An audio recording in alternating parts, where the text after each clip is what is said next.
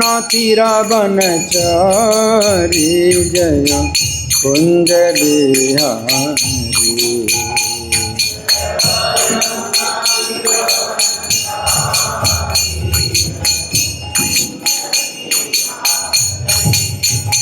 जय यमुना तीरा बनचारी जय कुंज बिहारी।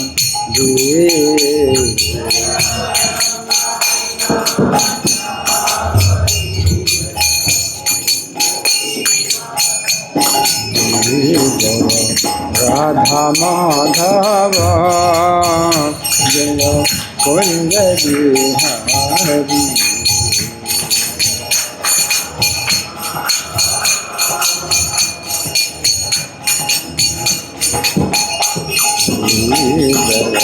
राधा माधव जय कुंज बिहारी।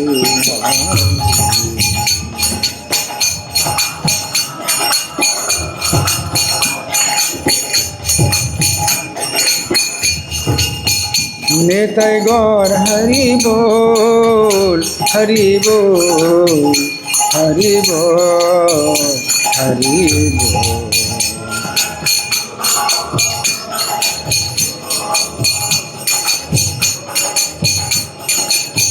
जय प्रभुपदा प्रभुपदा प्रभुपदा प्रभुपदा।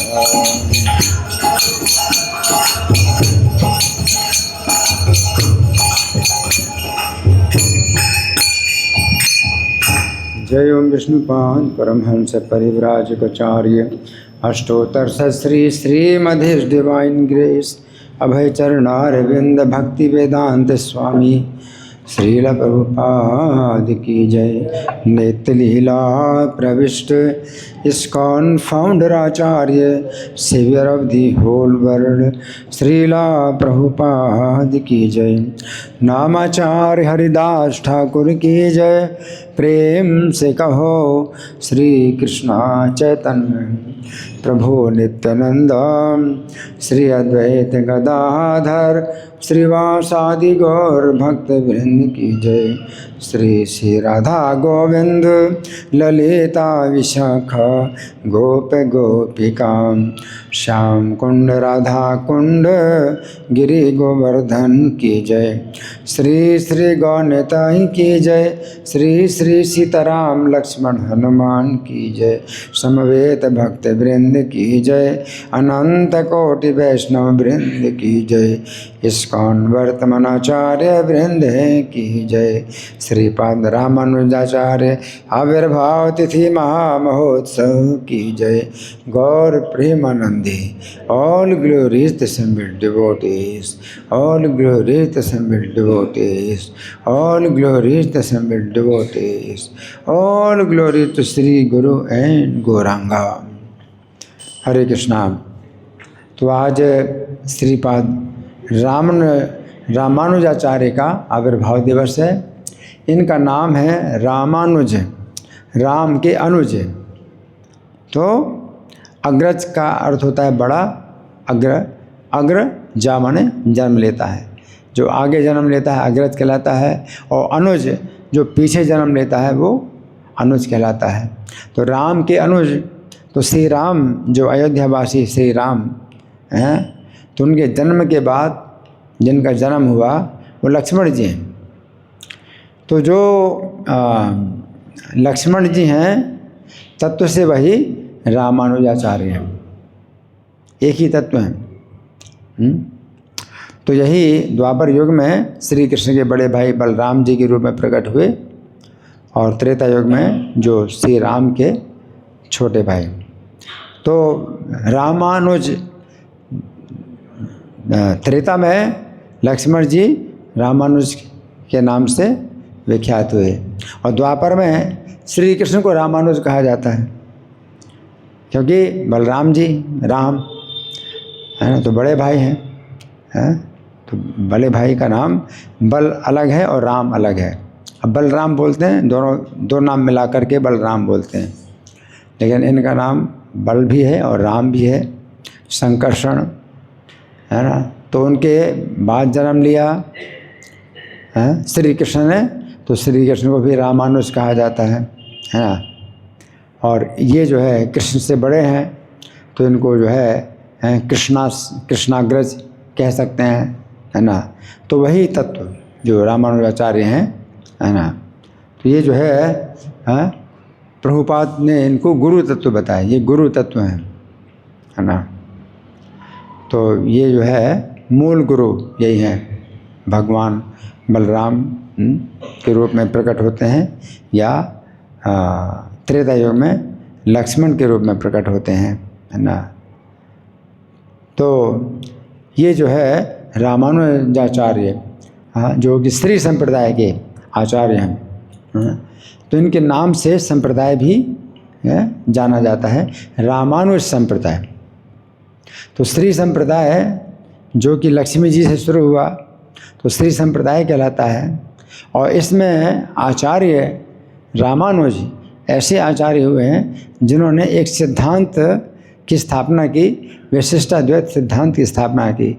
इसलिए इस संप्रदाय को, श्री संप्रदाय को रामानुज संप्रदाय भी कहा जाता है ना। इसी प्रकार से ये जो हमारा संप्रदाय ब्रह्म संप्रदाय कहलाता है। लेकिन इस संप्रदाय में मध्वाचार्य जो है एक ऐसे आचार्य हुए जिन्होंने एक सिद्धांत की स्थापना की, वो क्या है, द्वैत सिद्धांत की स्थापना की। तो इसे मध्व संप्रदाय, हमारा मध्व संप्रदाय कहलाता है। इसी प्रकार से कुमार संप्रदाय में एक आचार्य हुए निम्बार्क, तो उन्होंने एक सिद्धांत की स्थापना की, उसे कहते हैं द्वैताद्वैत सिद्धांत। तो इसलिए निम्बार्क संप्रदाय भी कहलाता है।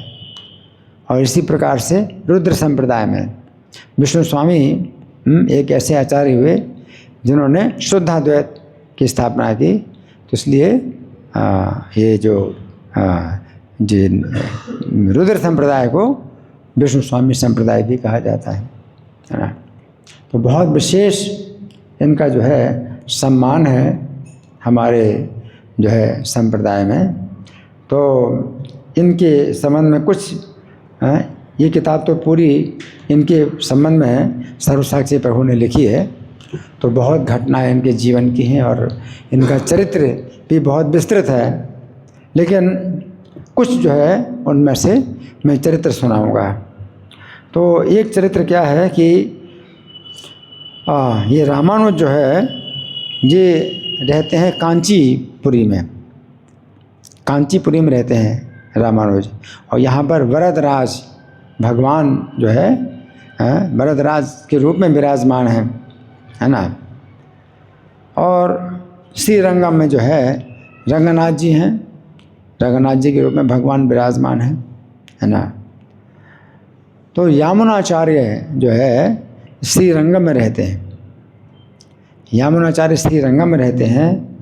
और जब इनके घर में आए थे रामानुज के घर में आए थे, तो उस समय जो है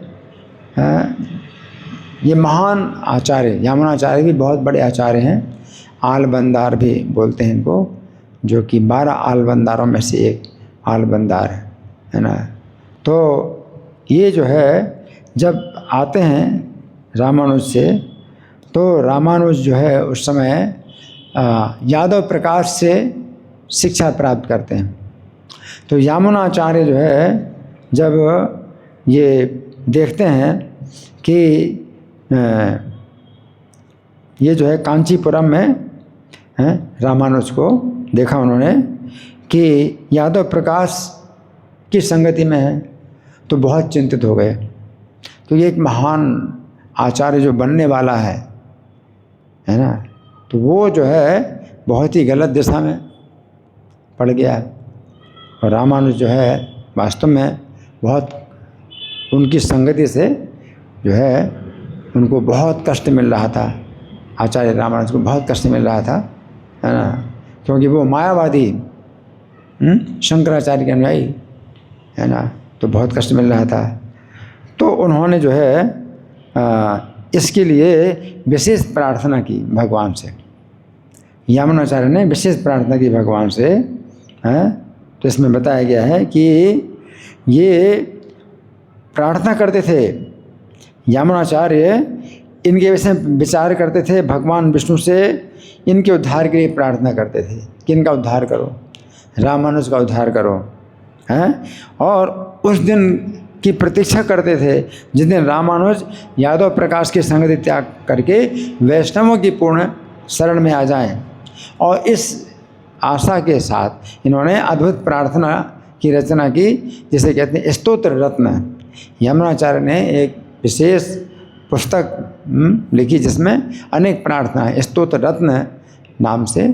तो उसमें है तो मतलब प्रार्थनाएं तो हर व्यक्ति के ऊपर लागू होती हैं, प्रत्येक व्यक्ति के लिए ये प्रार्थना है। लेकिन उनका जो है विशेष जो लक्ष्य था अंदर ही अंदर, तो स्तोत्र रत्न से ऐसा कुछ पता नहीं चलता कि भाई ये यमुनाचार्य ने लिखा है तो रामानुज के उद्धार के लिए लिखा है। लेकिन उनके अंदर जो भावना थी वो ये थी कि रामानुज का जो है भगवान उद्धार करें, है ना। तो फिर यमुनाचार्य जो है जब बीमार पड़ गए, है ना, तो उस समय जो है ये रामानुज जो है मतलब आते हैं। तो रामानुज जब आते हैं तो उन्होंने यमुनाचार्य का शरीर देखा।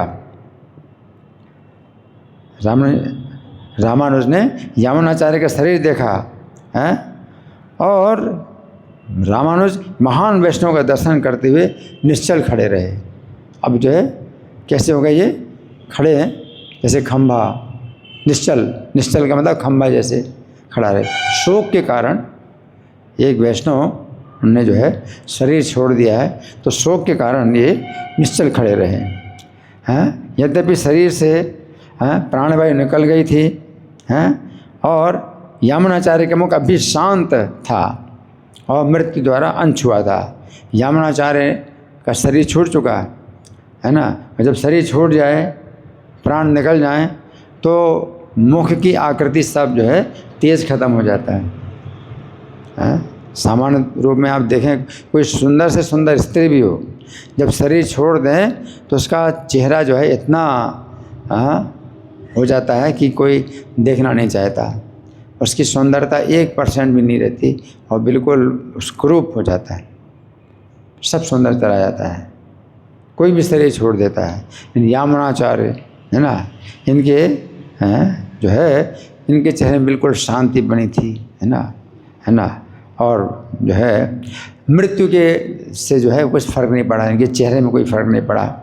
रामानुज उस महान भक्त का दर्शन करते हुए स्तब्ध होकर खड़े रहे, मानो समाधि में आ गए। वो खड़े खड़े समाधि में आ गए रामानुज। और रामानुज की ओर अब सब लोग देख रहे हैं। अब रामानुजाचार्य की सब लोग देख रहे हैं, रामानुज की कैसी भावना है, बहुत आश्चर्य।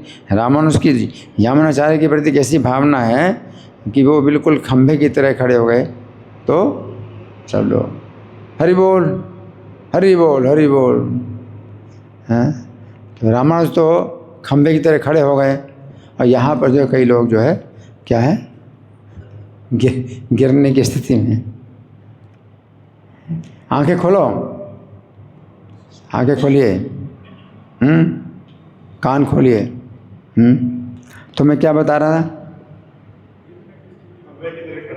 खंबे की तरह हैं, स्तब्ध खड़े हैं, है ना। तो सब लोग रामानुज की तरफ देखने कि इनका कितना गहरा संबंध है इनके साथ में। रामानुज की तरफ देखने लगे, और कुछ समय पश्चात रामानुज ने कहा, मैं देख रहा हूँ कि यमुनाचार्य के दाहिने हाथ की 3 अंगुलियाँ मुड़ी हुई हैं, है ना। मतलब वैसे तो ये कहा जाता है कि यमुनाचार्य की जो है दोनों जो अंगुलियां हैं ये ज्ञान मुद्रा में हैं। उन्होंने जब शरीर छोड़ा तो ज्ञान मुद्रा में उनको शरीर छोड़ना था। तो ज्ञान मुद्रा इस तरह से होता है, ज्ञान मुद्रा इस तरह से होती है। तो ज्ञान मुद्रा में शरीर, तो बाएं हाथ की अंगुलियां ज्ञान मुद्रा में थीं, ये ज्ञान मुद्रा है ना। लेकिन दाएं हाथ की अंगुलियां ज्ञान मुद्रा में ना हो करके ये 3 अंगुलियां जुड़ गई ऐसी। तो ये जो है ऐसा क्यों, उन्होंने शरीर छोड़ा अपना ज्ञान मुद्रा में, तो दाहिने हाथ की जो 3 अंगुलियां है ये क्या हो गई, ऐसे जुड़ गई, और बाएं हाथ की 3 अंगुलियां खुली हैं, तो ज्ञान मुद्रा, बाएं हाथ तो ज्ञान मुद्रा में है और दाएं हाथ जो है ज्ञान मुद्रा में नहीं है। ये 3 अंगुलियां कैसे जुड़ गई? तो रामानुजाचार्य बोले कि दाहिने हाथ की 3 अंगुलियां मुड़ी हुई हैं और कसकर पकड़ी गई हैं, क्या उनके जीवन काल में वैसे थीं? रामानुज ने पूछा कि क्या ऐसी थी जीवन काल में? तो जो शिष्य निकट थे उन्होंने उत्तर दिया कि नहीं, इनकी अंगुलियां सीधी रहती थीं, हम ये अनुमान नहीं लगा सकते कि अब ऐसी क्यों हैं। तो रामानुज ने उच्च स्वर में घोषित किया। तो रामानुज जान गए कि यामुनाचार्य की 3 इच्छाएं उनके संबंध में है। यामुनाचार्य ने शरीर छोड़ा तो रामानुज के संबंध में उन्होंने कुछ 3 इच्छाएं जो की हैं, तो इस कारण से उनकी 3 अंगुलियां मुड़ी हुई हैं। अब सोचिए, यामुनाचार्य इतने महान वैष्णव हैं, रामानुज से वो 3 अपनी इच्छाएं पूरी करना चाहते हैं रामानुज से, है ना। और रामानुज को जो है ये पता है कि ये जो है यामुनाचार्य मुझसे 3 प्रकार के कार्य कराना चाहते हैं। तो रामानुज ने जो है सबको सुनाते हुए सबसे पहली अपना जो है अपना कार्य बताया कि सबसे पहला मेरा कार्य क्या है। अहम विष्णु मते स्थित्वा जनान अज्ञान मोहितान पंच संस्कार संपन्नान द्राविणान माय पारगान प्रपत्ति धर्म निरतान कृत्वा रक्षामि सर्वदा। तो क्या कहते हैं रामानुज कि मैं जो है पूरे जो है भारत में, पूरे देश में भक्ति का प्रचार करूँगा और जो अज्ञान से जो लोग मोहित हैं तो उनको जो है विष्णु के मत में, वैष्णव मत में उनको जो है लाऊंगा। प्रपत्ति धर्म निरतान, और लोगों को प्रपत्ति के धर्म में निरत करूंगा। प्रपत्ति माने शरणागति के धर्म में निरत करूंगा। रामानुज ने कहा पहला कार्य मैं ये करूंगा। तो जब रामानुज ने से कहा तो 1 अंगुली ढीली हो गई। अभी है ना, तो क्या है 5 अंगुलियाँ जुड़ी हैं, अभी 1 अंगुली ढीली हो गई। अब दूसरी बात बोले, रामानुज ने कहा संग्रह निखिलान अर्थान तत्व ज्ञान है परम शुभम श्री भाष्यम चा करिष्यामि धन रक्षण हेतु नाम। अब रामानुज ने कहा कि मैं जो है ब्रह्म सूत्र का जो है एक भाष्य की रचना करूँगा, जिसका नाम होगा स्त्री भाष्य, और लोगों की रक्षा करूँगा तत्व ज्ञान के द्वारा, उनके लोगों की रक्षा करूँगा। क्योंकि शंकराचार्य ने जो ब्रह्म सूत्र का शारीरिक भाष्य लिखा है तो उससे लोग जो है गलत दिशा में जा रहे हैं, और जो विष्णु तत्व को जो है वो जीव तत्व एक मान करके ये बहुत अज्ञान पैदा हो रहा है। तो इन्होंने जब दूसरा अपना जो है संकल्प बताया कि दूसरा कार्य मैं ये करूँगा, क्या करूँगा कि संग्रह निखिलान अर्थान, संपूर्ण अर्थों को जो है इकट्ठा करके, शास्त्रों के संपूर्ण अर्थों को इकट्ठा करके तत्व ज्ञान, जो परम शुभ परम मंगलमय तत्व ज्ञान है, वो जो है लिखूँगा श्री भाष्य के रूप में, ब्रह्म सूत्र का श्री भाष्य के रूप में लिखूँगा, जन रक्षण हेतु ना, और भक्तों की रक्षा करूँगा। जब रामानुज ने ये कहा तो यामुनाचार्य की दूसरी उंगली भी ढीली हो गई। अरे बोल, नींद आ रही है, विश्राम नहीं किया ठीक से, है ना। प्रभुपाद बहुत इस बात से जो है उद्विग्न होते थे। जब कोई सो रहा है तो बहुत उद्विग्न होते थे, या तो खड़े हो जाओ, अगर नींद आ रही तो खड़े हो जाओ, है ना। तो प्रभुपाद ने जो है वो सब मेरे पास रखे, मेरी जेब में रखे हैं। प्रभुपाद बहुत उद्विग्न होते थे, है ना। तो दूसरी उंगली जो है ढीली हो गई उनकी, जब इन्होंने कहा कि मैं श्री भाष्य की रचना करूँगा, है ना। फिर जो है रामानुज ने जो है तीसरी घोषणा की, तीसरी प्रतिज्ञा की, जीवेश्वरादीन लोकेभ्या कृपया यहाँ पराशर संदर्शन तत्स्वभावान तदुपाय गति तथा। तो पराशर मुनि ने जीवों की रक्षा के लिए, जीवों पर के कल्याण के लिए विष्णु पुराण में जो सिद्धांत दिया है जीव और ईश्वर का जो है, जिसमें संबंध बतलाया है, जीव और ईश्वर में भेद बतलाया है ना। तो और उसमें जो है उपाय भी बतलाए कि किस उपाय से वो जीव जो है ईश्वर का सेवक बन सकता है। पुराण रत्नम संचक्रे मुनिवर्या कृपा निधि तस्य नाम नाम महाप्राज्ञ वैष्णवस्य च कस्यचिन् अभिधानम करिष्यामि निष्क्रियार्थम मुनिरहम। तो पुराणों में रत्न है, कौन सा पुराण? विष्णु पुराण। पुराणों में रत्न है विष्णु पुराण। तो विष्णु पुराण में जो है पराशर मुनि ने जो सिद्धांत दिया है जीव तत्व का, ईश्वर तत्व का, तो पुराण रत्न जिन्होंने रचना की है वो महामुनि कृपा के समुद्र हैं जो पराशर मुनि हैं। तो उनके नाम से जो है मैं वैष्णव, किसी वैष्णव का जो है नाम रखूँगा, है ना। और महाप्राज्ञ, वो बोलते हैं महाप्राज्ञ उनके साथ में, महाप्राज्ञ के साथ में आए थे। महाप्राज्ञ नाम के एक वैष्णव थे, तो महाप्राज्ञ से बोल रहे हैं कि हे महाप्राज्ञ, मैं जो है तीसरा कार्य ये करूँगा। तो पराशर मुनि ने जो है इतना जो है स्पष्ट सिद्धांत जो विष्णु पुराण में दिया है, तो पुराणों में रत्न है विष्णु पुराण। तो पराशर मुनि का नाम जो है मैं किसी वैष्णव को जो है दूंगा, क्योंकि दीक्षा देते हैं जब गुरु तो नाम तो देते ही। क्योंकि पराशर के नाम, पराशर जैसे किसी का नाम अगर पराशर रख दिया तो उससे क्या है, लोगों को पराशर मुनि की तो याद आएगी। तो इसलिए उन्होंने कहा कि पराशर मुनि का जो है मतलब ये है कि नाम की मैं रक्षा करूँगा, किसी वैष्णव को जो है पराशर नाम दूंगा ना। तो निष्क्रियार्थम मुनिराम, तो पराशर मुनि की जो है जो उन्होंने कार्य किया है उसके जो है ऋण से मुक्त होने के लिए मैं किसी भक्त को पराशर का नाम दूंगा। जब तीसरी प्रतिज्ञा उन्होंने बताई तो इनकी यामुनाचार्य की अंतिम उंगली ढीली होकर सीधी हो गई, है ना। इस तरह से ढीली हो गई, है ना। तो ऐसे हो गए। अब क्या हो गई, ये ज्ञान मुद्रा हो गई। तो बाएं हाथ की उंगलियां ज्ञान मुद्रा में हैं और दाएं हाथ की उंगलियां इस मुद्रा में, है ना। तो जो है एक एक करके अब या तो इधर से खुलना शुरू हुई या इधर से खुलना शुरू हुई। तो पहली उंगली या तो यहाँ से इधर, फिर दूसरी, फिर ऐसे, जो भी हो। तीन उंगलियाँ जो है जो बंद हैं वो ढीली हो गई, एक एक करके ढीली हो गई। अब क्या हो गई, ये ज्ञान मुद्रा हो गई, है ना। तो इस तरह से जो है सब लोग अचंभित हो गए, अद्भुत घटना देखी। तो रामानुज का जो है यामुनाचार्य से कितना गहरा संबंध है, जबकि साथ में नहीं रहते थे, दूर रहते थे, हैं। तो एक हैं श्रीरंगम में, दूसरे कांचीपुरी में, लेकिन अंदर अंदर से जो है कितना गहरा संबंध है। सब लोगों ने देखे कितना गहरा संबंध है ना। तो अब समझ पाए यामुनाचार्य की तीन कसकर पकड़ी हुई अंगुलियाँ उनकी तीन अपूर्ण इच्छाओं को प्रकट कर रही थी। अर्थात संपूर्ण भारत में भगवान की महिमा का प्रचार करना पहला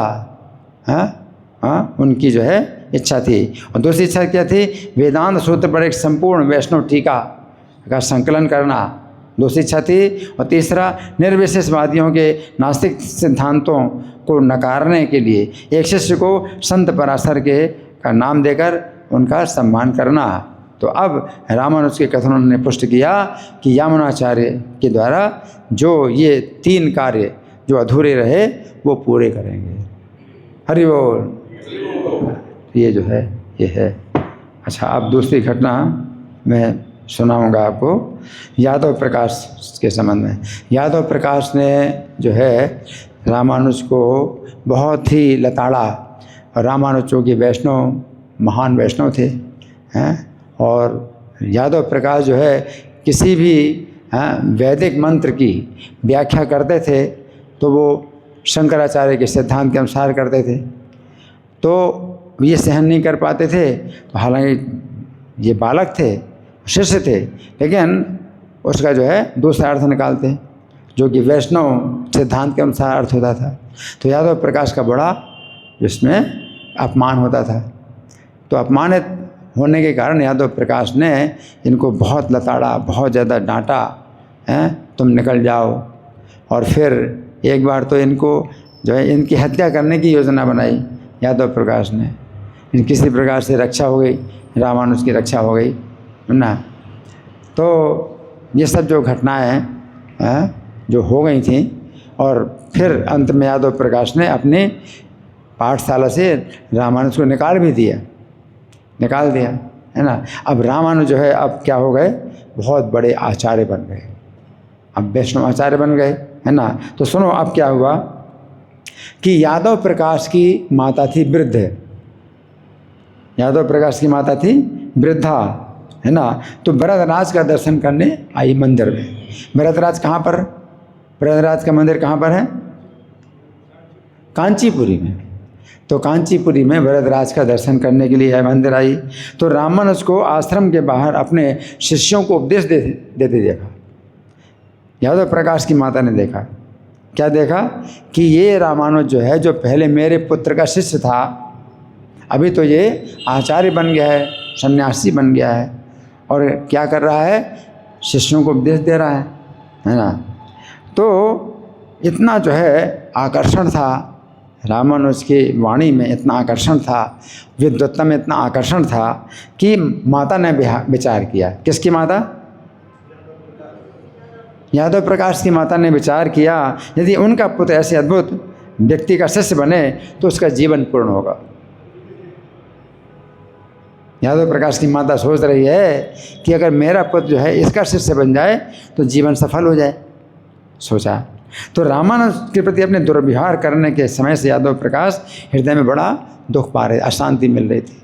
अशांति तो मिलेगी, वैष्णव अपराध करे कोई तो अशांति के सिवा और क्या मिलेगा। अब मार डालने तक की योजनाएं बने। सोचिए अब हृदय में कैसे शांति मिली। यादव प्रकाश के हृदय में अशांति ही अशांति थी। और माता को पता है, किसकी माता को पता है, यादव प्रकाश की माता को पता है। तो उन्होंने विचार किया उनके पुत्र के लिए सर्वोच्च ये होगा कि इस तेजोमय नवयुवक सन्यासी के चरणों में शरण ले ले। तो जब ये अपने घर लौटी, उन्होंने अपने पुत्र को जाकर रामानुज का शिष्य बनने के लिए कहा कि तुम रामानुज के शिष्य बनो। परंतु यादव प्रकाश समर्पण के बारे में सुनना भी नहीं चाहते। जो अपना वो है ना, अपना अहंकार है, तो अहंकार को तो बड़ी चोट लगती है। जो मेरा शिष्य था आज मैं उसका शिष्य बनूं, कैसे हो सकता है। तो अहंकार को चोट लगती है। तो रामानुज यादव प्रकाश सुनना भी नहीं चाहते, परंतु तब भी उनका मन जो है अशांत रहा। एक बार कांचीपूर्ण से मिले। कांचीपूर्ण जो है एक ऐसे भक्त है, सुन रहे हरि बोल, सुन रहे हैं। मैं इसलिए पूछ रहा हूँ बार बार कि सुनते रहो, आंखें बंद ना हो। कांचीपूर्ण एक ऐसे भक्त हैं जो वरदराज की सेवा करते थे, और जिस समय वो उनकी पूजा करते थे तो वरदराज जी से आमने सामने बातें होती थी। कांचीपूर्ण ऐसे थे।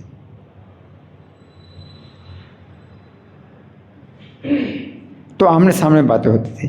तो इन्होंने उनसे पूछा, यादव प्रकाश ने कांचीपूर्ण से पूछा, यादव प्रकाश ने कांचीपूर्ण से पूछा कि मैं हृदय में बहुत पीड़ित हूँ, मेरे हृदय में बहुत पीड़ा हो रही है और मुझे शांति नहीं मिलती, क्योंकि ये बात तो प्रसिद्ध है कि आप जो है भगवान वरदराज से बात करते हैं आमने सामने। तो आप भगवान वरदराज से पूछो कि मुझे क्या करना चाहिए। किसने कहा? यादव प्रकाश। किससे कहा? कांचीपूर्ण से कहा। कांचीपूर्ण से कहा कि मुझे बहुत अशांति मिल रही है, तो आप भगवान से पूछो मुझे क्या करना चाहिए। मतलब यादव प्रकाश ने सब घटना नहीं बताई कि रामानुज से मेरा कितना मतलब ऐसा द्वेष है या द्वेष रहा और मैंने क्या अपराध किया, ये कुछ नहीं बताया।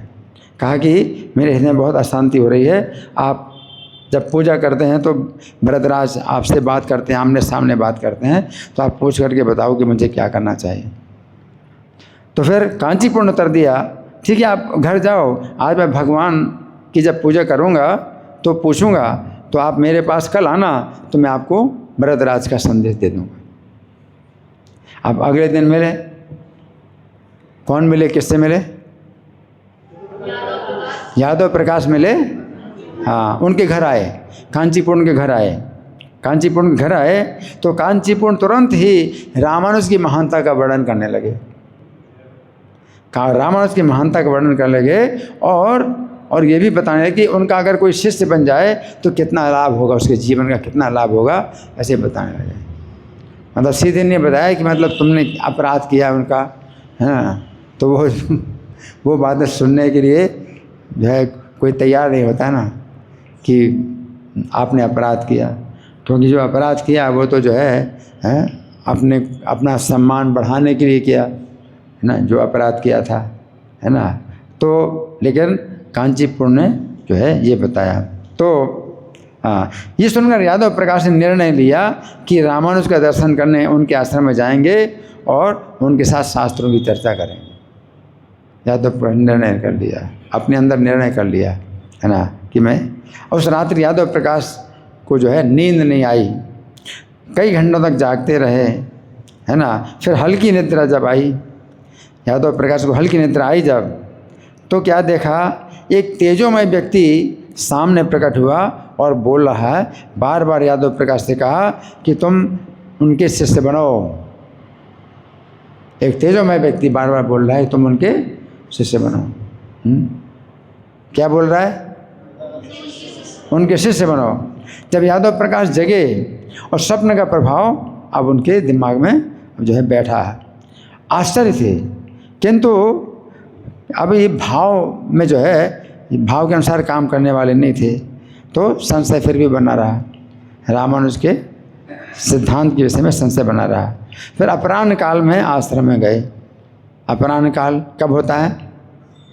अपराह्न काल का समय है 3:22 से 5:46 तक अपराह्न काल होता है। अपराह्न काल में गए, कौन गए, किसके पास गए? यादव प्रकाश गए रामानुज के आश्रम में। अपराह्न काल में गए और जैसे ही देखा रामानुज को तो पवित्रता और तेज से बड़ा प्रभावित हुए, कितनी पवित्र है, कितना तेज है। और रामानुज ने अपने पहले के अध्यापक का शिष्टाचार के से स्वागत किया और एक ऊंचा आसन दिया रामानुज। और शिष्टाचार, हालांकि मायावादी हैं, लेकिन समाज की दृष्टि में ये आप मेरे शिक्षक हैं, तो ऊंचा आसन दिया रामानुज। किसको? यादव प्रकाश को, जबकि वे जो है अभी सन्यासी हो चुके हैं और जो है बहुत सम्मानित हैं। यादव प्रकाश को अपने से ऊंचा आसन दिया, है ना। तो इस तरह से जो है फिर क्या होता है कि शास्त्रों के प्रमाण के ऐसे प्रभाव को सुनकर यादव प्रकाश शांत हो गए और उनका सब तेज समाप्त हो गया। तो उनको बड़ा लगता था कि भाई मैं बहुत बड़ा विद्वान हूँ, है ना। तो जब शास्त्रों के ऐसे सिद्धांतों के प्रभाव को सुना तो उनके मन में बहुत से विचार शीघ्रतापूर्वक आए और पहले का घृणित व्यवहार याद आया कि मैंने कितना गलत व्यवहार किया था। कितना गलत व्यवहार किया था उन्होंने? सबसे ज़्यादा गलत व्यवहार क्या किया था? हत्या करने का प्रयास किया था, हत्या करने की योजना बनाई थी, है ना। और माता की शब्द भी आए कि माता ने क्या बोला मुझे, माता ने क्या बोला था? इनके शिष्य बनो, है ना। और कांचीपुरम के द्वारा सुझाव भी मिला। कांचीपुरम का सुझाव तो साक्षात कहाँ से आया था? भरतराज के द्वारा आया था। तो हाँ, अपने भूतपूर्व शिष्य के चरणों में गिर करके रोने लगे। अब चरणों में गिर करके रोने लगे भूतपूर्व शिष्य, उनके चरणों में गिर करके रोने लगे, हे रामानुज, दम्भ से अंधा होने के कारण मैं आपके गुणों को नहीं देख पाया। कृपया मेरे सभी अपराध क्षमा करो और मुझे इस भौतिक संसार से तारने के लिए मेरे मार्गदर्शक बनो। मैं केवल आपकी शरण लेता हूँ। इस प्रकार रामानुज ने यादव प्रकाश को अपने पैरों पर खड़ा किया और उनका स्नेहपूर्वक आलिंगन किया। उनको उठाकर खड़ा किया, वो तो पैरों में गिरे थे, और यादव प्रकाश का आलिंगन किया।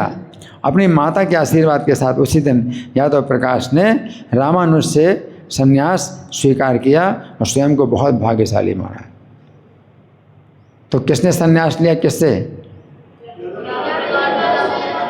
यादव प्रकाश ने संन्यास दिया है रामानुजाचार्य से, अपने को बहुत भाग्यशाली माना, यानी नया जन्म मिला है। अगर किसी का अपराध हो जाए, उसी को ही गुरु बना लो तो क्षमा करेंगे, तो उनको गुरु बनाया। और इनको नाम मिला गोविंद दास। क्या नाम मिला? किसको? यादव प्रकाश को। यहाँ पर गोविंद जी हैं, गोविंद दास नाम मिला। उस दिन से ही वे अब अलग व्यक्ति बन गए, बिल्कुल अलग। कहाँ तो मायावादी हैं, और बड़े जो है वो कठोर मायावादी, और अभी क्या हो गए? बिल्कुल वैष्णव, है ना, अलग व्यक्ति बन गए। अब वैष्णव सिद्धांत का पूर्णतया आलिंगन किया और विद्वता का गर्व सारा त्याग दिया, अपनी विद्वता का गर्व त्याग दिया, है ना। नेत्रों से जो है विनम्रता के अश्रु निकल रहे, जैसे परम भगवान की भक्ति के कार्यों में लगे। इस असाधारण परिवर्तन को सुनकर सभी ने रामानुज की प्रशंसा की। उनका यश चारों ओर फैल गया कि गुरु तक जो है क्या बन गया? शिष्य बन गया। तो रामानुज का जो है प्रभाव बहुत फैल गया, है ना। तो ये जो है कुछ बातें हैं। और एक है गोष्ठीपूर्ण नाम के एक जो है महात्मा थे, है ना। तो रामानुज को निर्देश देने के उपरांत गोष्ठीपूर्ण ने उन्हें 8 अक्षरों के मंत्र जाप में दीक्षित किया। अब मंत्र दीक्षा प्राप्त हुई रामानुजाचार्य को। गोष्ठीपूर्ण एक महान संत थे। तो उस जब ये मंत्र दिया तो 8 अक्षरों वाला मंत्र, अष्टाक्षर मंत्र। ये हम हरे कृष्ण मंत्र जो गाते हैं, ये कितने अक्षरों का है? 16, 32, 16 नाम है। अक्षर कितने हैं? 16 नाम में से प्रत्येक नाम में 2 अक्षर है, 32 अक्षर। द्वात्रिंशदक्षरम मंत्रम नाम षोडशकान्वितम कलो योगे महामंत्र सम्मतो जीव तारणे। कलयुग में ये महामंत्र है जो कि जीव के तारने के लिए शास्त्र सम्मत है। लेकिन ये जो 8 अक्षर वाला मंत्र जो दिया, उस समय कलयुग का इतना प्रभाव नहीं था। अभी कलयुग का प्रभाव जैसे बढ़ रहा है, तो चैतन्य महाप्रभु ने ये मंत्र प्रचलित किया, हरे कृष्ण मंत्र, है ना। लेकिन इनको जो है गोष्ठीपूर्ण मंत्र दिया था अष्टाक्षर मंत्र। अष्टाक्षर मंत्र कौन हो सकता है? कोई अंदाजा? कौन सा मंत्र अष्टाक्षर हो सकता है? ओम नमो नारायणाय, ओम नमो नारायणाय अष्टाक्षर मंत्र दिया, है ना। रामानुज इस अद्भुत मंत्र का जप करने के लिए करके परम आनंद से भर गए। ये मंत्र जप किया, परम आनंद से भर गए। चेहरा आध्यात्मिक तेज से चमकने लगा, और स्वयं को सभी प्राणियों में सबसे धन्य मानते थे कि मुझे ये मंत्र प्राप्त हुआ, रामानुज, है ना। और अपने गुरु के चरणों में बार बार नमन करने लगे, है ना। तो श्री गोष्ठीपूर्ण से बेटा लेने के बाद रामानुज हर्षित भाव से श्रीरंगम अब लौटने लगे। अभी श्रीरंगम में इनका निवास हो गया रामानुज का। पहले कांचीपुरी में थे ना, अब श्रीरंगम में रहते हैं। तो श्रीरंगम में लौटने लगे, परंतु चलते चलते इस मंत्र की शक्ति के बारे में विचार करने लगे जो इन्हें दिया गया था। रामानुज मंत्र की शक्ति पर विचार कर रहे हैं। हरि बोल। जीव जागो, जीव जागो, खड़े हो जाओ। नींद आ रही है तो खड़े हो जाओ। हाँ। तो क्या सुना? क्या सुना?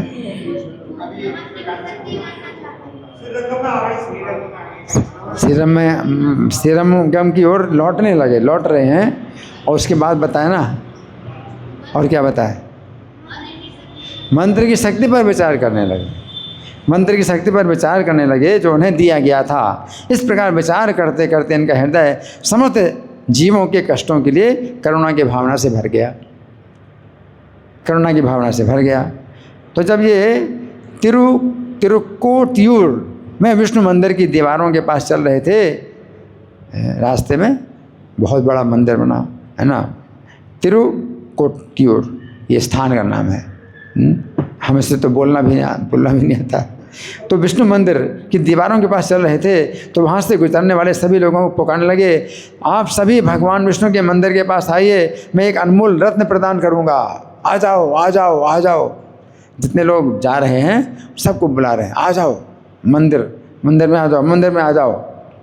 अब उनकी शुद्ध अभिव्यक्ति थी, शब्दों से बहुत आकर्षण था, मैं तुमको बहुत विशेष रत्न दूंगा, बहुत विशेष रत्न दूंगा, आ जाओ आ जाओ। तो पुरुष भी और स्त्रियां भी और बच्चे सब आ गए, हाँ सब आ गए, इनकी आवाज़ सुन करके सब आ गए और बहुत बड़ी भीड़ पीछे चलने लगी और पूरे नगर में प्रभाव फैलने लगा। जैसे आजकल जो है मीडिया से जो है समाचार फैलता है, उसमें मीडिया नहीं था, इन बातों बातों से समाचार ऐसा कानो काना है ना, क्या बोलते काना कानो जो है, ये बात इतनी तेज़ी से फैली, पूरे नगर में फैली, हाँ कि एक भविष्यवक्ता प्रकट हुआ है जो सभी की इच्छाओं को पूर्ण कर सकता है, आ जाओ। सब एक दूसरे को जो है समाचार फैला रहे हैं। तो क्या हुआ, कुछ ही देर में मंदिर के बाहर भारी भीड़ एकत्रित हो गई, बहुत बड़ी भीड़ एकत्रित हो गई है। इस जन समूह को देख करके रामानुज का हर्ष हृदय से पूरित हो उठा। उन्होंने अपने साथ आए 2 शिष्यों को गले से लगाया और मंदिर के गुंबद पर चढ़ गए, मंदिर के गुंबद पर चढ़ गए, है ना। क्यों चढ़ गए कि वहाँ से बोलेंगे सबको आवाज़ सुनाई पड़े और सबको दिखाई भी पड़े कि कौन बोल रहा है। तो माइक तो नहीं था ना, मंदिर के गुंबद पर चढ़ गए, ऊंचे स्वर में सभा को संबोधित करना प्रारंभ किया, आप सभी मुझे अपने प्राणों से अधिक प्रिय हैं, आप सभी लोग मुझे अपने प्राणों से अधिक प्रिय हैं। देखो ये गुरु हैं, ये गुरु तत्व है, ये हाँ, गुरु के अंदर इस तरह की भावना होती है। आप सभी मुझे अपने प्राणों से अधिक प्रिय हैं, इसलिए मेरी तीव्र इच्छा है कि आपको इस अनित्य जगत में होने वाली पीड़ाओं से मुक्ति दिला दूं। कृपया इस मंत्र का जाप करो जिसे मैंने आप सभी के लिए प्राप्त किया है, और इसको जप करो और सभी के ऊपर भगवान की दया मिल जाएगी, सभी को भगवान की दया मिल जाएगी। अब सबने रामानुज के वचनों को सुना, भीड़ के सब लोगों ने पुकारा, बताइए बताइए हमको बताइए, सब चिल्ला रहे बताइए बताइए बताइए, मंत्र बताइए मंत्र बताइए, सब चिल्लाए हैं, हमें कृपा की वर्षा चाहिए, हमें कृपा की वर्षा चाहिए, मंत्र बताइए मंत्र बताइए। तब इन्होंने जो है गोष्ठीपूर्ण से प्राप्त मंत्र को गंभीर ऊंचे स्वर में पुकारा, ओम नमो नारायणाय, बड़ी जोर से बोला ओम नमो नारायणाय, और भीड़ ने तुरंत उत्तर दिया है ओम नमो नारायणाय, और सब लोग मिलकर इस पवित्र मंत्र का अब गाना शुरू कर दिया। अब सब ने ओम नमो नारायणाय ओम नमो नारायणाय, सब अब कोई कुछ नहीं बोल रहा, सब लोग इसी को बोल रहे हैं, सब लोग अपने आप बोल रहे हैं सब, है ना। तो फिर रामानुज ने 2 बार और मंत्र का उच्चारण किया और फिर से 2 बार भीड़ से गड़गड़ाहट की प्रतिक्रिया हुई। 3 बार जोर जोर से बोला और सबने बोला। प्रत्येक व्यक्ति शांत हो गया, एक दूसरे को अपने हृदय में गहरे परम आनंद की भावनाओं के साथ देख रहे हैं, सब एक दूसरे को देख, सब एक दूसरे को देख, परम आनंद की भावना से देख। ऐसा लगा मानो पृथ्वी वैकुंठ बन गई, ऐसा लगा कि वो पृथ्वी जो है वैकुंठ बन गई, वैकुंठ बन गई। अब पुरुषों महिलाओं बच्चों के मुख प्रसन्नता से चमक उठे और ऐसा लगा कि पृथ्वी के सभी दुख दूर हो गए हैं। जो लोग सोने या जवाहरात पाने की आशा से मंदिर की ओर दौड़ते हुए आए थे, वे तुरंत अपनी सांसारिक इच्छाओं को भूलकर ऐसा अनुभव कर रहे थे कि उन्हें टूटे हुए कांच के टुकड़े के स्थान पर एक हीरा मिल गया है। सबको महसूस हुआ उनकी जो भौतिक इच्छाएँ थीं कि हमारी ये इच्छा पूरी हो जाए, ये इच्छा पूरी हो जाए, किसी की इच्छा है कि बहुत बड़ा जो है घर प्राप्त हो जाए, किसी की इच्छा है सुंदर पत्नी मिल जाए, किसी की इच्छा है बच्चे मिल जाएं, किसी की इच्छा है बहुत धन मिल जाए, और इनको तो मंत्र मिल गया। तो अब उनको क्या लगा कि मेरी इच्छा तो थी टूटे कांच पाने की, और अभी मुझे क्या मिल गया, हीरा मिल गया। टूटा कांच क्यों, टूटे कांच के टुकड़े लगते तो बहुत अच्छे हैं, देखने में चमकीले, यहाँ पकड़ते हो तो फिर क्या निकलता है, खून निकलता है, खून निकलेगा। टूटे कांच के टुकड़े अगर आप पकड़ोगे तो क्या होगा, खून निकलेगा। इसी प्रकार से संसार की जितनी इच्छाएं हैं, आप चाहते हो कि भाई ये पत्नी मिल जाए, ये धन मिल जाए, मकान मिल जाए, यश मिल जाए, ये सब टूटा कांच के टुकड़े हैं। आप पाएंगे और आपको कष्ट मिलेगा। जो दिखाई देता है सुख, वास्तव में वो मिलता क्या है? दुख। तो सबको महसूस हो गया कि मेरी पहले की जो इच्छाएं थी वो टूटे कांच के टुकड़े के समान थी, और मुझको क्या मिल गया? हीरा मिल गया है, हीरा मिल गया। तो जैसे हर्षित भीड़ शांत हुई, पुरुष और महिलाएं आए, ऐसा आशीर्वाद प्राप्त करे, सब से धन्य मानते हुए सबने रामानुज के सामने दंडवत किया। रामानुज तब गुम्बद से नीचे उतरे, अपने गुरु के चरणों की पूजा करने के लिए गोष्ठीपूर्ण के निवास की ओर चलने लगे। अब गोष्ठीपूर्ण जो अपने गुरु हैं उनके पास अब चले, उल्टे जा रहे हैं, अब उल्टी दिशा में जा रहे हैं। इस समय तक गोष्ठीपूर्ण मंदिर के बाहर हुई संपूर्ण घटना के बारे में सुनकर बहुत क्रुद्ध थे। गोष्ठीपूर्ण बहुत क्रुद्ध थे, हाँ। और उनको लग रहा था कि रामानुज ने उनके साथ विश्वासघात किया है, कि मंत्र जो है, जो दिया जाता है, हाँ, मंत्र जो दिया जाता है वो गुप्त रूप से दिया जाता है ना। दीक्षा का जो मंत्र है ये किसी को सुनाया नहीं जाता, गुप्त रूप से दिया जाता है। तो उनको लगा कि रामानुज ने मेरे साथ विश्वासघात किया है। जब रामानुज अपने 2 शिष्यों के साथ उनके पास पहुँचे तो वृद्ध आचार्य ने उन्हें क्रोध से कांपते हुए संबोधित किया, नीच। गुरु बोले, नीच, मेरी दृष्टि से दूर जाओ। तुम जैसे अविश्वसनीय व्यक्ति को सबसे कीमती रत्न सौंप कर मैंने बहुत बड़ा पाप किया।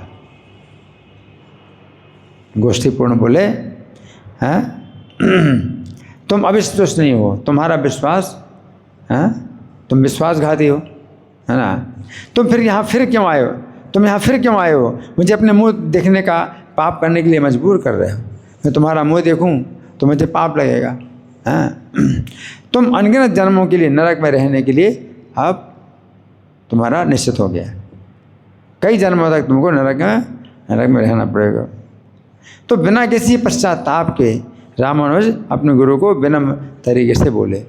उन्हें कोई पश्चाताप नहीं हुआ, रामानुज को कोई पश्चाताप नहीं हुआ, और विनम्रतापूर्वक गुरु से बोले। क्या बोले? विनम्र तरीके से उत्तर दिया, मैं नरक में पीड़ित होने के लिए तैयार हूँ कि मैंने आपके आदेश के विरुद्ध कार्य किया है। रामानुज बोले कि मैं नरक में जाने के लिए तैयार हूँ क्योंकि मैंने आपके आज्ञा के विरुद्ध कार्य किया। आपने मुझे बताया कि जिसने भी 8 अक्षरों के मंत्र का जप किया उसकी मुक्ति निश्चित है। इस प्रकार आपके शब्दों के अनुसार अब इतने सारे लोगों को भगवान नारायण के चरण कमलों में आश्रय मिलना तो निश्चित हो गया। इतने सारे लोग भगवान नारायण की कृपा प्राप्त करें तो मुझ जैसा तुच्छ व्यक्ति अगर नरक में जाए तो मुझे क्या दिक्कत है? हरि बोल। ऐसे वैष्णव, तो मैं चला जाऊँ नरक में, क्या दिक्कत? इतने लोगों का कल्याण हो जाएगा। आपने जो मंत्र दिया है ना, इतने लोगों का कल्याण हो जाएगा, तो मुझे क्या दिक्कत है? मैं नरक चला जाऊँ, मैं तो तुच्छ हूँ, इतने लोगों का उद्धार हो जाएगा। ऐसी भावना भक्ति की करुणा की गहराई को पूरी तरह से प्रकट करने वाले इन शब्दों को सुनकर गोष्ठीपूर्ण स्तब्ध हो गए, आश्चर्यचकित हो गए। कैसे हो गए? स्तब्ध, मतलब खंभे की तरह रह अकड़ गए। इतना गलत बोला और इतना शाप दिया, इतना जो है वो किया। और वो क्या कहते हैं कि हाँ वो तो होगा ही, वो तो मैं जानता हूँ, मैं नरक में जाऊँगा, लेकिन इतने लोगों का उद्धार हो गया तो अब जो है मुझे क्या दिक्कत है, मैं नरक में चला जाता हूँ।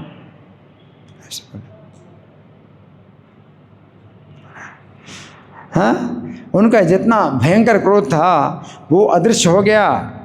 हाँ, जैसे प्रचंड तूफान गुजर गया, तूफान आया और चला गया। उन्होंने रामानुज को गहन स्नेह से गले लगा लिया। अरे वो गहन स्नेह से गले लगा लिया, और हर कोई जो इस परिवर्तन को देख रहा था सब प्रसन्नता और विस्मित हो गए, सब प्रसन्न हो गए, विस्मित हो गए। देखो, एक गुरु की अवज्ञा है ना, कहते हैं कि कोई गति नहीं। अगर गुरु प्रसन्न नहीं होते तो कोई गति नहीं। ठीक है, कोई नरक में गति है निश्चित है बहुत अच्छा, इतना है ना।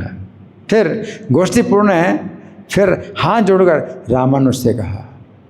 अब गुरु जो है वो हाथ जोड़े शिष्य के सामने हैं। गोष्ठी पूर्ण ने हाथ जोड़कर रामानुज से कहा, मेरे बच्चे, मैंने कभी भी तुम्हारे जैसे उदार व्यक्ति को नहीं जाना आज तक। आज तक जीवन में कोई भी तुम्हारे जैसा उदार मैंने जाना ही नहीं। आज से तुम मेरे गुरु हो और मैं तुम्हारा शिष्य हूँ। हरि बोल।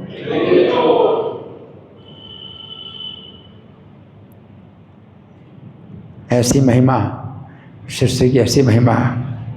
आप भगवान के सबसे घनिष्ठ सहयोगी हैं, जबकि मैं एक साधारण व्यक्ति के अलावा और कुछ नहीं हूँ। आपकी महानता को मैं कैसे समझ सकता हूँ? मेरे अपराध को क्षमा करो। गोष्ठी पूर्ण बोले गुरु कि मेरे अपराध को क्षमा करो। मैंने क्या अपराध किया आपका? आपको बोला नरक में जाओगे,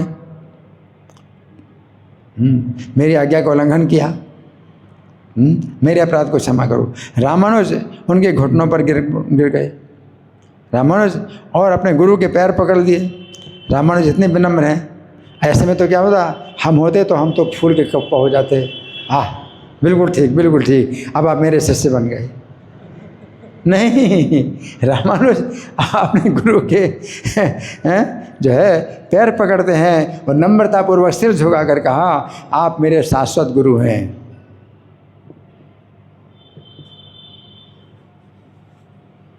क्या कहा रामानुज ने? आप मेरे शाश्वत गुरु हैं। सिद्ध मंत्र और भी अधिक प्रबल हो गया है। ये आपने जो मंत्र दिया है मुझे, ये और ज़्यादा प्रबल हो गया है, क्योंकि आपके ओठों से निकला है। इस प्रकार आप आज इस मंत्र ने हजारों लोगों के दुखों को जलाकर भस्म कर दिया है। आपके मुंह से निकला है मंत्र, और वो मैंने दिया तो हजारों लोगों के दुख भस्म हो गए, भस्म हो गए। यद्यपि मैंने अपने गुरु के आदेश का उल्लंघन करने का अपराध किया, फिर भी आपका आलिंगन पाकर मैं भाग्यशाली हो गया। क्या बोले? मैंने आपका अपराध किया, आपके वचन का उल्लंघन किया, या आपने मुझे आलिंगन किया तो मेरा अपराध से छूट गया। अब मैं भी वैकुंठ चला जाऊंगा। मतलब सोच नहीं सकते, कल्पना भी नहीं कर सकते ऐसे गुण, रामानुज के गुण कैसे हैं, कल्पना नहीं कर सकते। क्या कह रहे हैं? आपका आलिंगन तो देवताओं के लिए भी वांछनीय है। आपने मुझे मेरा आलिंगन किया, देवता भी जो है पाना चाहते हैं। मेरी प्रार्थना है आप मुझे अपना पुत्र और दास समझकर मुझ पर सदा अपनी कृपा बनाए रखना। रामानुज की विनम्रता से बहुत प्रसन्न होकर गोष्ठी पूर्ण ने उन्हें अपने पुत्र सौम्य नारायण को अपने शिष्य के रूप में स्वीकार करने के लिए कहा। गोष्ठी पूर्ण ने फिर उनका जो पुत्र सौम्य नारायण है उसको कहा कि मैं तो अब तुम्हारा शिष्य नहीं बन सकता, तुम मुझे शिष्य नहीं स्वीकार कर रहे हो, तो मेरे पुत्र को अपना शिष्य स्वीकार करो। गोष्ठी पूर्ण ने आदेश दिया, ठीक है, मेरी आज्ञा से मेरे पुत्र को अपना शिष्य बनाओ। मेरे पुत्र का नाम क्या है? सौम्य नारायण। उसको जो है आप जो है शिष्य बनाइए, है ना। कैसी अद्भुत कथा है ना। तो है ना, और भी है कथाएं, लेकिन मुझे बांधा गया है कि 9:05 तक करेंगे। तो अभी कितना समय है? 6 मिनट का, 6 मिनट का समय है। ठीक है, तो अब और आगे ना करके आप लोगों के साथ में विचार किया जाए, मंथन किया जाए तो वो ज़्यादा अच्छा रहेगा। तो अब मैं ना बोल करके आप लोगों के साथ में मंथन करूं, रामानुज के गुण, इनका मंथन करें। आप लोगों की ओर से कोई मंथन है, कोई प्रश्न है, या मैं प्रश्न करूं? जी।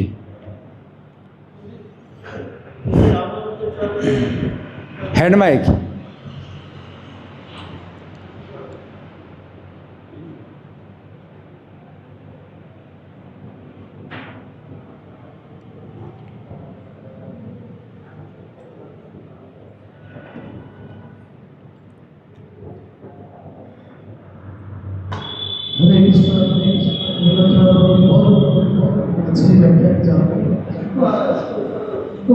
थोड़ा थोड़ा दूरी से बोलो, उस माइक को दूर कर लो।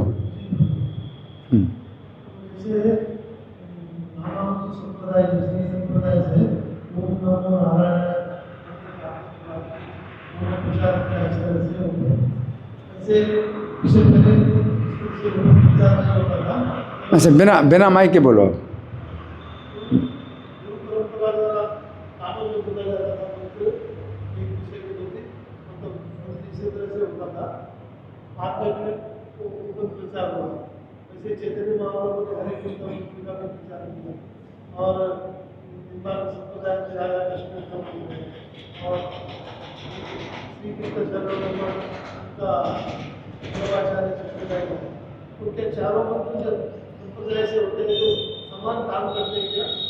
इनका प्रश्न अच्छा है। देखिए, ये कोई भी मंत्र होता है, दीक्षा का मंत्र जो होता है, तो ये जितना गुप्त रखो उतनी इसकी शक्ति बढ़ती है, और जितना आप बताते हो तो शक्ति घटती है। कोई मंत्र जो है जो आपको मिलता है गुप्त रूप से दिया जाता है, तो जितना आप उसको गुप्त रखोगे तो उसकी शक्ति बढ़ेगी, और जितना आप लोगों से बताओगे तो शक्ति घट जाएगी, है ना। लेकिन ये हरे कृष्ण मंत्र जो है ये महामंत्र है, इसका कार्य उल्टा है। आप जितना लोगों को बताते हो तो इसकी शक्ति बढ़ती। हरि बोल। तो महामंत्र है ना। तो कलियुग के पतितों का उद्धार करने के चैतन्य महाप्रभु आए। तो कलियुग के लोग बहुत पतित हैं, है ना। तस्मात् लोको धारणार्थम हरि नाम प्रकाशित, इसलिए लोगों के उद्धार के लिए हरि नाम को प्रकाशित करना चाहिए। दीक्षा विधि विहीनम चा, इसमें दीक्षा विधि की भी आवश्यकता नहीं है। ये हरिनाम जो मंत्र है इसमें दीक्षा विधि की भी आवश्यकता नहीं, है ना। लेकिन फिर दीक्षा के लिए कोई मना करे तो फिर जो है अपराध होता है। तो दीक्षा सहायक है, इस महामंत्र के जपने में दीक्षा सहायता करती है, लेकिन दीक्षा आवश्यक नहीं। तो आप महामंत्र का जाप करते हैं, है ना, तो ये जो है परम आवश्यक है।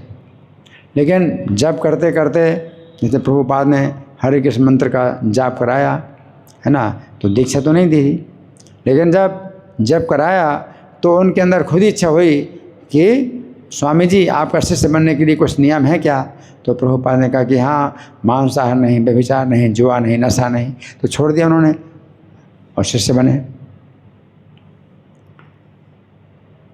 तो इसलिए जो है दीक्षा जो है फिर ली जाती है, इस महामंत्र की दीक्षा ली जाती है। लेकिन इसमें दीक्षा की विधि की आवश्यकता नहीं है।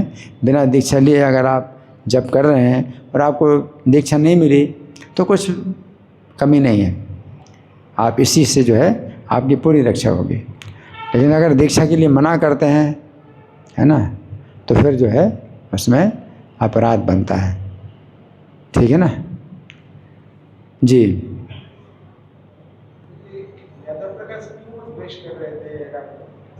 यादव प्रकाश क्यों द्वेष कर रहे थे रामानुज से, है ना, तो इसका उत्तर कौन बताएगा। यादव प्रकाश द्वेष क्यों करते थे रामानुज से जी।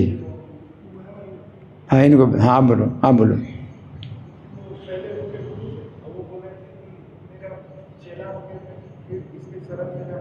हाँ तो अच्छा, पहले शुरू में इनका प्रश्न है कि शुरू में क्यों द्वेष करते थे यादव प्रकाश।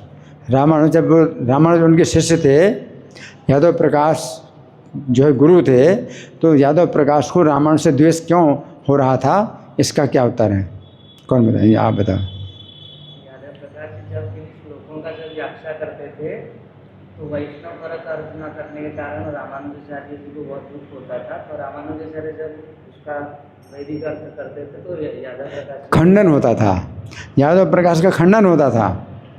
यादव प्रकाश शंकराचार्य के जो है सिद्धांत के अनुसार व्याख्या करते हैं, और रामानुज को जो है वो बहुत कष्ट होता है।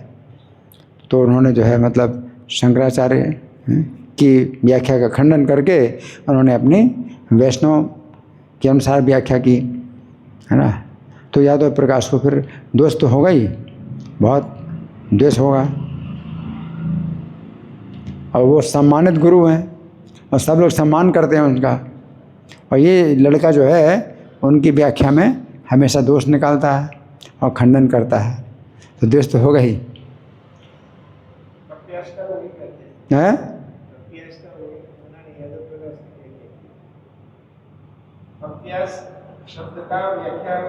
कप्यासम है ना, तो कप्यासम उन्होंने कहा कि कप्यासम अक्षिणी, उन्होंने कहा कि भाई ये वैदिक मंत्र का जो है कप्यासम अक्षिणी का अर्थ ये है कि जो परम सत्य है तो वो उसका जो है नेत्र हैं वो बंदर के आसम, मतलब जो है जो उसका जो है पीछे पिछवाड़ा है, बंदर का पीछे का हिस्सा है, जैसे लाल होता है ऐसे परम सत्य की आँखें हैं।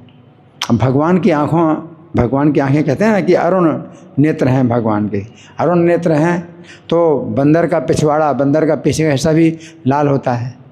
तो इस तरह से कहना कि भगवान की आँखें जो है बंदर के पीछे के हिस्से की तरह, तो कितनी निंदा की बात है, कितना अशुद्ध वर्णन है। तो इन्होंने जो है क्या है कि वो समझा रहे थे और रामानुज जो है उनकी मालिश कर रहे थे, तो वो बैठे बैठे मालिश करा रहे थे और इस तरह की व्याख्या कर एक शिष्य को समझा रहे थे। और रामानुज को शोक से जो है आंसू गिरे, तो गरम गरम आंसू उनके ऊपर गिरे, यादव प्रकाश के ऊपर गिरे। शोक के आंसू गर्म होते हैं, हर्ष के आंसू ठंडे होते हैं। तो शोक के आंसू, तो उनको समझ आया कि, और बहुत प्रेम करते थे अपने शिष्य से, रामानुज से बहुत प्रेम करते थे। पूछे अरे तुमको किस बात का दुख हो रहा है, तुम्हारे गरम गरम आंसू जो है मेरे शरीर में गिरे हैं। तो रामानुज ने फिर बोला कि ऐसी गलत व्याख्या, आप जो इतने बड़े आचार्य हैं ऐसी गलत व्याख्या कर रहे हैं, इससे मुझे बहुत दुख हो रहा है।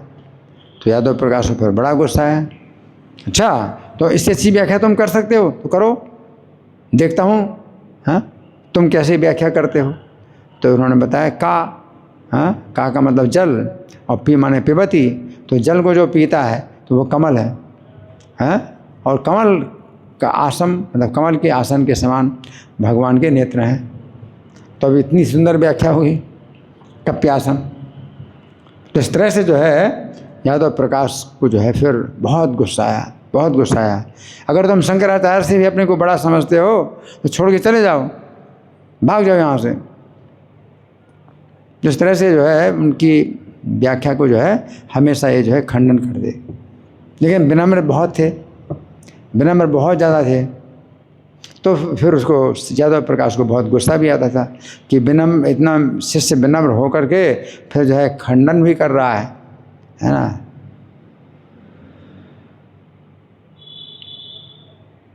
और फिर सब जो अपने दूसरे शिष्यों के साथ उन्होंने सभा की, और भी क्या करना चाहिए, ये तो शंकराचार्य का विरोधी है और ये वैष्णव सिद्धांत जो है ये फैलाना चाहता है, क्या करना चाहिए। तो कुछ शिष्यों ने कहा कि इस पाठशाला से निकाल दो।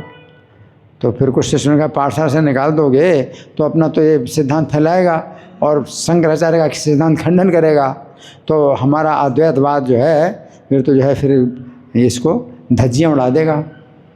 तो फिर दूसरे शिष्यों ने कहा नहीं, तो इसको हत्या कर दो, इसकी हत्या कर दो। अब हत्या कैसे करो, हम जो है बड़े अच्छे भले मनुष्य बने रहें, हम बड़े भले बने रहें और इसकी हत्या भी हो जाए, तो क्या करना चाहिए। ठीक है, ये तो हम इधर कांचीपुरी में है ना, तो कांचीपुरी से गंगा जी बहुत दूर है, बनारस में जाएंगे, बनारस में जाएंगे और वहाँ पर गंगा स्नान करने के बहाने जो है गंगा जी में ही पकड़ के डुबो देंगे, तो किसी को पता भी नहीं चलेगा अपना, और फिर आ जाएंगे वापस, भी गंगा में डूब गया, स्नान तो किया था हमारे साथ, फिर नहीं निकला बाहर, ठीक है कुछ नहीं। इस तरह से लेके जा रहे थे। तो इस तरह से जो है मतलब उन्होंने योजना बनाई। और शंकर इनको या रामानुज को जब पता चल गया कि ऐसी योजना है तो भागना चाहते थे। तो इनका जो था एक जो है मौसेरा भाई गोविंद था, है ना, तो उसने कहा कि तुम चले जाओ और मैं कहानी बना दूंगा। तो ये भागे रामानुज, और गोविंद ने जो है ये बता दिया कि हम लोग गए थे जंगल में घूमने के लिए एक बाघ ने जो है रामानुज पर आक्रमण किया और रामानुज की मृत्यु हो गई। तो ये लोग ऊपर से तो बड़े शौक दिखा रहे थे, अंदर से बड़े खुश हुए कि चलो हमें नहीं मारना पड़ा, अब वो अपने आप मर गया। ये सोच करके कि चलो हमें दोष नहीं लगा, मारने का दोष नहीं लगा, वो मर गया, अच्छा हुआ। और जब वापस आए तो पता चला कि रामानुज तो अपने जीवित हैं और जो है अपना कार्य कर रहे हैं। तो इस तरह से जो है इन्होंने हत्या की योजना बनाई। तो अगर हत्या की योजना बनाते हैं तो हत्या का दोष लगता ही है, चाहे हत्या ना कर पाएँ। हाँ, हम किसी की हत्या नहीं कर पाते, या हत्या करने की योजना बनाते हैं तो भी हत्या का दोष लगता है। जैसे अश्वत्थामा ने जिस समय ब्रह्मास्त्र छोड़ा था तो उत्तरा के गर्भ में जो बालक था परीक्षित, तो उसकी हत्या तो नहीं हुई, भगवान ने रक्षा कर ली। लेकिन भगवान ने कहा कि उस बालक की तो मैंने अपनी तपस्या से रक्षा कर ली है, लेकिन तुमको गर्भ हत्या का दोष लगेगा और तुम्हारे सिर से 5000 साल तक लगातार खून की धारा बहेगी। उस खून की दुर्गंध से तुम जो है एक स्थान में खड़े नहीं हो पाओगे, भागते रहोगे। इतना जो है दोष, ठीक है। श्रीपाद रामानुजाचार्य आविर्भाव तिथि महामहोत्सव की, श्रील प्रभुपाद की। हरे कृष्णा।